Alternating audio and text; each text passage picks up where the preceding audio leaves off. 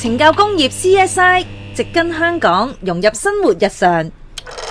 喺第一集，我哋首先會同大家介紹嘅係市民大眾喺日常生活上都會不經意用上，甚至踩過嘅路壆。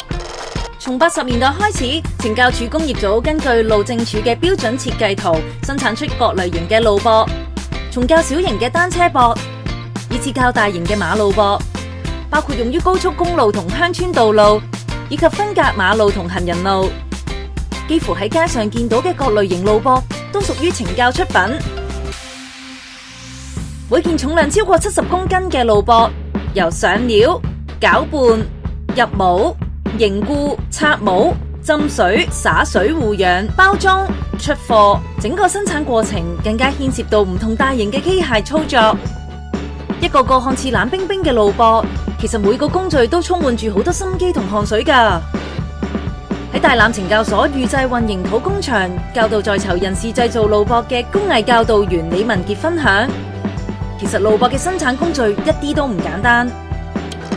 可能我哋咧喺我哋嘅工場工作咧，就係會比較體力勞動啦，同埋都有辛苦嘅時候嘅。咁但係能夠參與在囚人士改過自身嘅過程咧，咁我都喺工作裏邊獲得到一個滿足感嘅。平時我收工咧都會經過街上面啦，會見到一啲馬路壆啊，或者係單車壆，因為我真係覺得好有意義啊。其實，因為咧我會意識到咧自己咧工作咧就唔限於圍牆之內啦。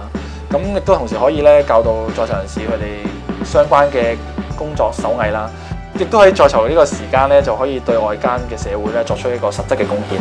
有試過同個仔去啲比較新市鎮踩單車啦，咁佢就會見到啲單車壆咧，咁我就會都幾自豪嘅同佢講話，呢啲係我教啲在囚人士去製作出嚟㗎。睇下，爸爸有份教啲在囚人士做呢啲石壆㗎喎。呢啲爸爸有份做㗎？係啊。